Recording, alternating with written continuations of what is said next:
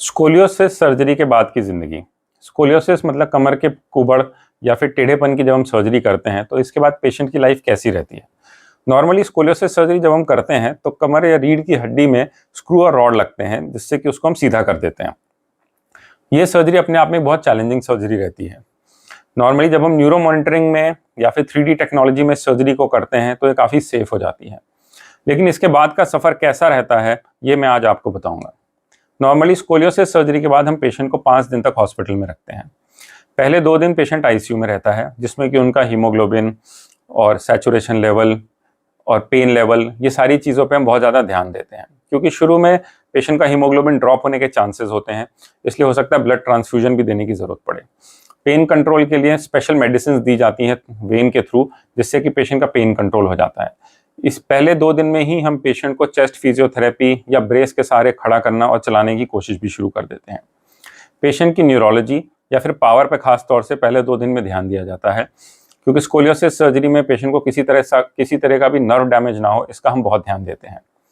धीरे धीरे हम पेशेंट को पहले लिक्विड डाइट शुरू करते हैं, फिर सेमी सॉलिड डाइट, फिर सॉफ्ट डाइट शुरू करते हैं और धीरे धीरे 2 से 3 दिन में पेशेंट नॉर्मल डाइट पे आ जाता है। नॉर्मली दूसरे दिन के बाद हम पेशेंट को रूम में भी शिफ्ट कर देते हैं। तब तक पेशेंट को हम ब्रेस पहना के चलाना भी शुरू कर देते हैं।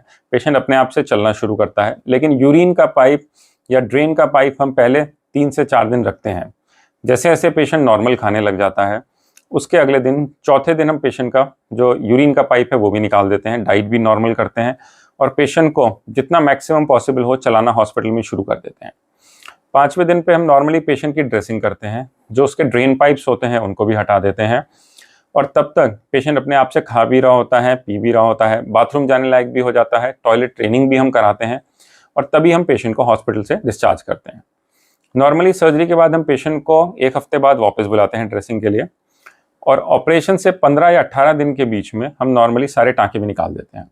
आजकल टाँके भी हम इसमें इस तरह के लगाते हैं कि जिसका निशान कमर पे बहुत ही कम रहे, तो उसमें हम घुलने वाले टाँके लगाते हैं और वो भी बहुत ही फाइन नीडल से, या कभी कभी हम प्लास्टिक सर्जन्स को भी अपने साथ इन्वॉल्व कर लेते हैं, ताकि जो वूंड क्लोजर है वो इतना अच्छा हो कि थोड़े ही दिनों में जो सर्जरी का निशान है वो भी दिखना बंद हो जाए।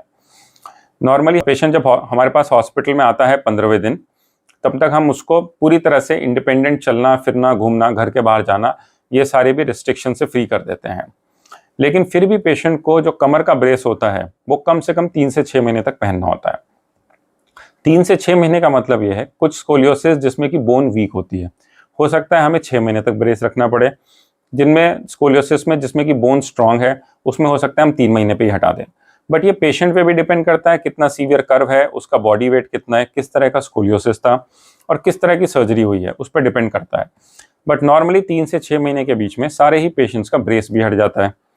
नॉर्मली 6 महीने के बाद हम पेशेंट को आगे झुकना भी अलाउ कर देते हैं। पहले 3 महीने पेशेंट को ना आगे झुकना होता है, ना भारी वजन उठाना होता है, किसी भी तरह के एक्सर्शनल स्पोर्ट्स में या झटके वाली चीज़ करना अलाउड नहीं होता। 3 महीने बाद हम पेशेंट का एक एक्सरे करते हैं, फिर हम देखते हैं कि सब कुछ अगर ठीक है तो ब्रेस हटाने की हिदायत देते हैं।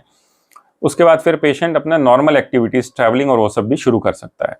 स्विमिंग जैसी एक्टिविटीज़ पेशेंट 4 से 6 महीने के बीच में शुरू कर लेते हैं। नॉर्मली 6 महीने के बाद हर केस में ही हम ब्रेस हटा देते हैं, तब हम एक दोबारा रिवीजन एक्सरे करके देखते हैं। अगर उसमें सब ठीक है, किसी तरह की कोई दिक्कत नहीं है, तो हम पेशेंट को लाइट एक्टिविटीज़ जैसे कि स्विमिंग या लाइट जॉगिंग वो भी अलाउ कर देते हैं। स्पोर्ट्स एक्टिविटीज़ या फिर एक्सर्शनल स्पोर्ट्स या जिसमें झटका है, ये सारी चीज़ें नॉर्मली 9 महीने तक हम रिकमेंड नहीं करते और कुछ पेशेंट्स में जिसमें कि बोन फॉर्मेशन उतना अच्छा नहीं है या कोई और बीमारी है, हो सकता है 1 साल तक भी हम मना करें। तो स्कोलियोसिस के बाद नॉर्मली पेशेंट का सफ़र इस तरह से रहता है। स्कोलियोसिस रिलेटेड आपको कोई भी डाउट हो या कोई भी क्वेरी हो, आप अपना एक्सरे MRI हमसे शेयर करना चाहें तो इस दिखाए हुए नंबर पे हम पे शेयर करें और जो भी आपके लिए बेस्ट पॉसिबल ट्रीटमेंट होगा हम बताएंगे। Thank you. अगर आपको हमारा ये वीडियो पसंद आया तो हमारे चैनल को सब्सक्राइब करना ना भूलें और ज़्यादा से ज़्यादा शेयर करें।